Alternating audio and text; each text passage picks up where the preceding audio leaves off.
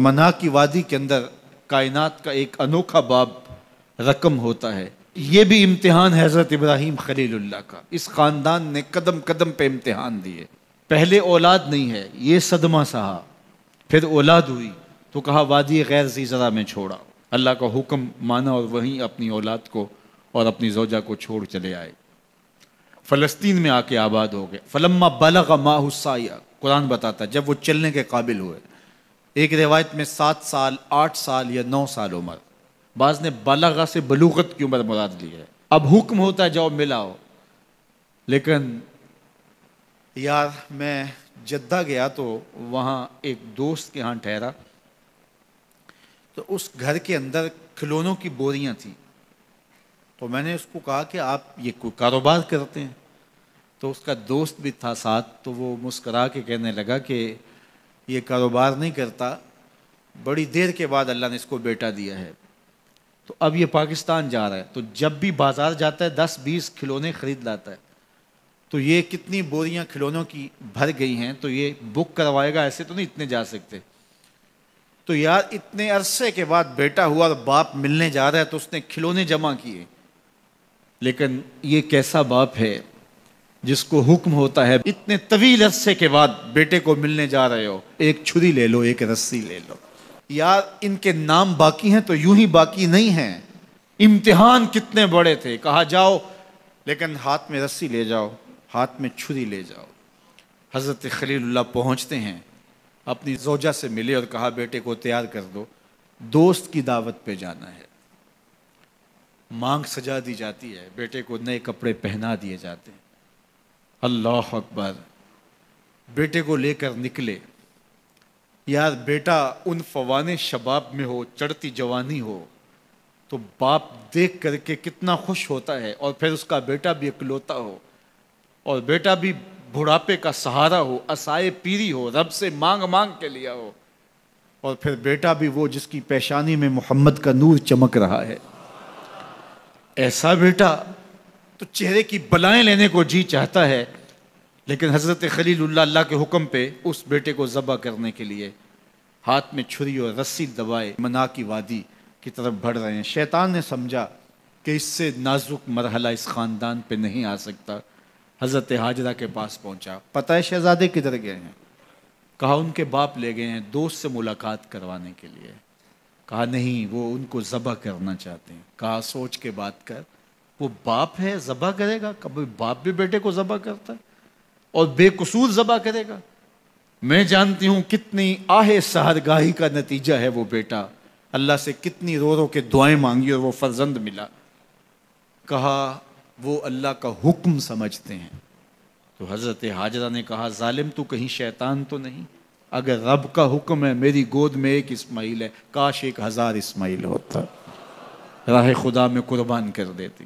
اسماعیل علیہ السلام کے پاس شیطان پہنچ رہا. اسماعیل پتہ ہے تیرے باپ تمہیں کدھر لے جا رہے ہیں؟ کہا کہ کدھر؟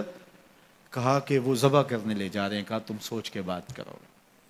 ان کی آنکھوں کی چمک نہیں دیکھی؟ میری طرف دیکھتے ہیں تو لگتا ہے کہ ان کی آنکھوں سے شہد ٹپکتا ہے اور وہ مجھے ذبح کر دیں گے. کہا اللہ کا حکم سمجھتے ہیں. کہا اچھا. کہا ہاں. کہا اسماعیل کے وجود میں ایک جان ہے، کاش میرے ایک ایک بال میں جان ہوتی اور راہ خدا میں قربان کر دیتا. ابراہیم علیہ السلام کے پاس شیطان پہنچ کے بولتا ہے ابراہیم اللہ کو راضی کرنے کے اور تھوڑے طریقے ہیں، ضرور بیٹے کو ذبح کرنا ہے. تو وہ بھی کنکر اٹھا کے مارتے ہیں اور شیطان کو راستے سے ہٹا کے منزل کی طرف بڑھتے ہیں. قرآن نے وہ سارا منظر بیان کیا ہے. فلما بلغ ماہ السعی، باپ بیٹے کے پاس آیا اور کہا بیٹا میں نے خواب دیکھا ہے کہ میں تجھے ذبح کر رہا ہوں. فانظر ماذا تری، بتا تیری رائے کیا ہے. بیٹے پر سکتہ طاری ہو جاتا، آنکھیں پھٹی کی پھٹی رہ جاتی. باپ کیا بول رہا ہے؟ لیکن یہ فیضان نظر تھا یا کہ مکتب کی کرامت تھی. سکھائے کس نے اسماعیل کو آداب فرزند. اللہ اکبر. فرزند ہو تو اسماعیل ذبیح اللہ جیسا. فانظر ماذا تری، بتا تیری رائے کیا ہے. بیٹا خاموشی اختیار کر لیتا. السکوت من الرضا، تو سکوت بھی رضا سے ہے، اس کی خاموشی بھی رضا مانی جاتی. اور جب اس طرح کی سراسیمگی کی کیفیت ہو تو خاموشی ہی رضا ہوتی ہے. بیٹا کہتا ٹھیک ہے آپ ذبح کر لیجئے، یہ بھی امتثال امر ہوتا، لیکن بیٹے نے 2 قدم بھر کے بات کی۔ بیٹے نے کہا یا ابا تفعل ما تؤمر ستجدنی ان شاء اللہ من الصابرین۔ ابا جان ذبح کیا ہے، جو کرنا ہے کیجئے۔ یہ نہیں کہا یا ابا تذبح، ہاں ابا جی ذبح کر لیجئے۔ ذبح کا جواب ذبح سے نہیں دیا، بلکہ کہا یا ابا تفعل، اے ابا جان کیجئے، ما تؤمر، جو بھی حکم ہو۔ ذبح کیا، جو بھی کرنا ہے کیجئے۔ رہی بات میری، یہ کام آسان تو نہیں، لیکن میرے اللہ نے چاہا تو صبر کر کے دکھاؤں گا۔ منا کی وادی ہے، باپ اور بیٹے دونوں نے طے کر لیا۔ باپ ذبح کرنے پہ راضی ہے، بیٹا ذبح ہونے پہ راضی ہے۔ یار اسلام من مانی کا نام نہیں ہے، اپنے خواہشات کو پورا کرنے کا نام اسلام نہیں ہے، اپنے آپ کو مالک کے سپرد کر دینے کا نام ایمان ہے، اس کا نام اسلام ہے۔ یہاں دیکھیے فلما اسلما، جب دونوں نے طے کر لیا، دونوں راضی ہو گئے، باپ ذبح کرنے پہ راضی ہو گیا، بیٹا ذبح ہونے پہ راضی ہو گیا۔ وَتَلَّهُ لِلْجَبِينِ، اور باپ نے بیٹے کو پیشانی کے بل لٹایا۔ قرآن نے وہ سارا منظر بیان کیا ہے، اس پر مفسرین کے 2 قول ہیں۔ ایک یہ کہ الٹا لٹایا تاکہ کفا سے ذبح کروں، گردن کے پچھلے حصے پر چھری رکھ کے ذبح کروں گا، منمونہ چہرہ میری آنکھوں کے سامنے نہ ہو، اور میرے دل کے اندر کوئی جذبہ رحم نہ جاگے جس سے اللہ کے حکم کی تعمیل میں دیر ہو جائے۔ اور دوسرا معنی یہ کیا کہ آپ جانور قربانی کے لیے ذبح کرتے ہیں تو اس کی گردن کو بل دے کے اس کی پیشانی کو زمین پہ لگا دیتے ہیں تاکہ یہ رگیں تن جائیں اور ذبح کرنے میں آسانی ہو۔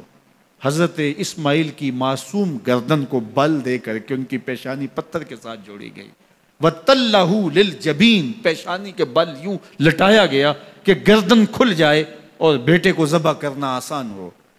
آنکھوں پہ پٹی باندھ لی کہ یہ منظر تو دیکھا نہیں جا سکے گا، اللہ کے حکم کی تعمیل بھی بہر صورت کرنی ہے۔ سعادت مند بیٹا بولتا ابا جان مجھے رسیوں سے جکڑ لیجئے، کہیں ایسا نہ ہو کہ میں تڑپوں اور اللہ کا حکم پورا کرنے میں آپ کو دیر ہو جائے۔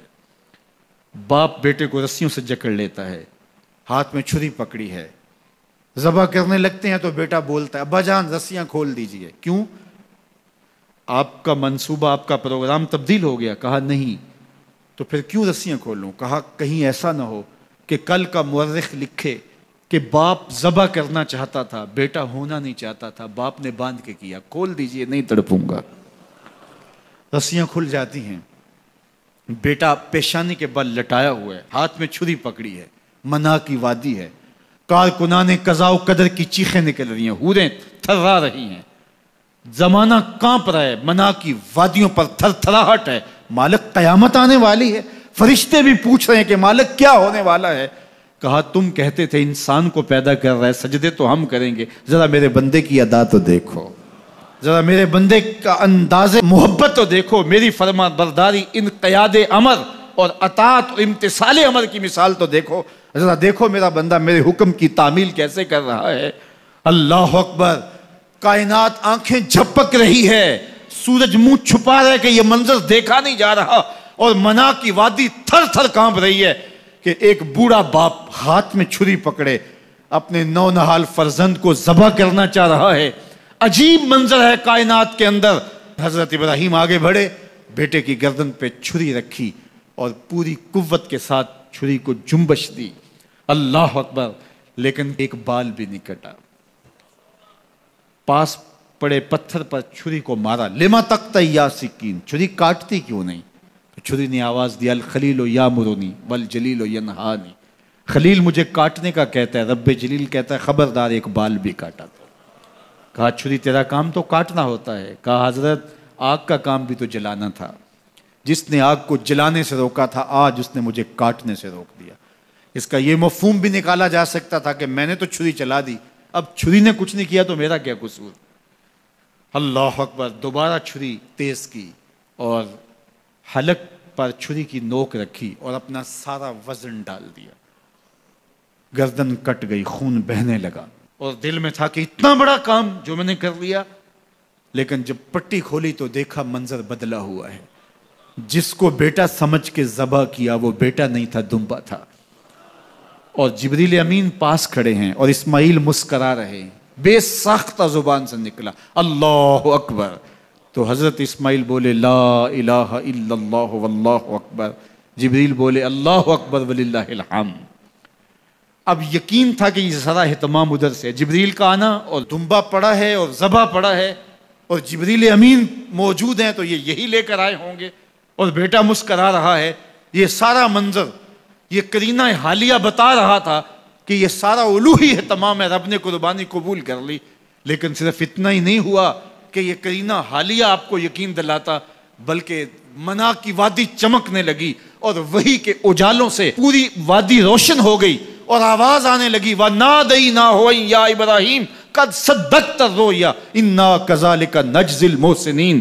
یہ منظر دیکھا تو ابراہیم ابھی کوئی سوال کرتے، کسی سے پوچھتے کہ یہ کیا ہوا، اتنے میں وحی نازل ہوئی، اے ابراہیم تو نے واقعی خواب پورا کر دکھایا، اِنَّا كَذَلِكَ نَجْزِي الْمُحْسِنِينَ، ہم اپنے بندوں کو یوں ہی صلہ دیا کرتے۔ تیرے بیٹے کو ذبح نہیں کروانا تھا تیرے ہاتھوں سے، ہم نے تیرا امتحان لینا تھا، بس ابراہیم تیرا امتحان پورا ہو گیا۔ ہم نے تیری سنت کو اب قیامت تک کے لیے باقی رکھا، قیامت تک کے لیے باقی رکھا۔ اور پھر خود میرا رب کہتا ہے سلام علی ابراہیم، اے ابراہیم تیرے اوپر سلام ہو۔ اللہ اکبر۔ منا کی وادی کے اندر حج کے موقع پر 40 لاکھ حجاج ہیں، تو کچھ شیوخ عرب کے اور باقی عمرا مخیر سعادت مند لوگ 100 قربانیاں بھی پیش کرتے ہیں، تو کروڑوں قربانیاں منا کی وادی میں ذبح ہو رہی ہوتی ہیں اور حدود حرم میں، اور بے ساختہ زبان پہ نکلتا ہے سلام علی ابراہیم۔ ہر سال یہ شور و غوغا ہوتا ہے کہ اس مرتبہ قربانی بہت مہنگی ہے، شاید زیادہ لوگ قربانی نہیں کر پائیں گے، لیکن جو ہی موسم قربانی کا آتا ہے گلیوں اور بازاروں کے اندر جانور گھوم رہے ہوتے ہیں اور ان کو دیکھ کے بے ساختہ زبان پہ آتا ہے سلام علی ابراہیم، ابراہیم تیرے اوپر سلام۔ تو یہ کتنا بڑا امتحان تھا، کتنی بڑی آزمائش تھی، لیکن اس آزمائش سے سرخرو نکلے، نمبر بھی پورے 100 حاصل کیے، کامیاب اور بامراد اور کامگار ہوئے۔ آج ہمیں اس سنت کو باقی رکھ کر کے ہمیں وہ یاد تازہ کی جا رہی ہے کہ میرے ایسے بندے کہ جو میرے حکم پہ اپنی سب سے عزیز چیز بھی قربان کرنے سے گریز نہیں کیا کرتے۔ ہمارے ایک بزرگ فرمایا کرتے تھے کہ ہر بندے کا ایک اسماعیل ہوتا ہے، جب تک وہ اپنے اسماعیل کی گردن پہ چھری نہیں رکھتا رب کا قرب نصیب نہیں ہوتا۔ تو جو تمہاری محبوب چیز ہے اس کو راہ خدا میں جب تک قربان کرنے کا جذبہ نہیں پاؤ گے، تب تک تمہیں وہ منزل نصیب سعادت کی نہیں ہوگی۔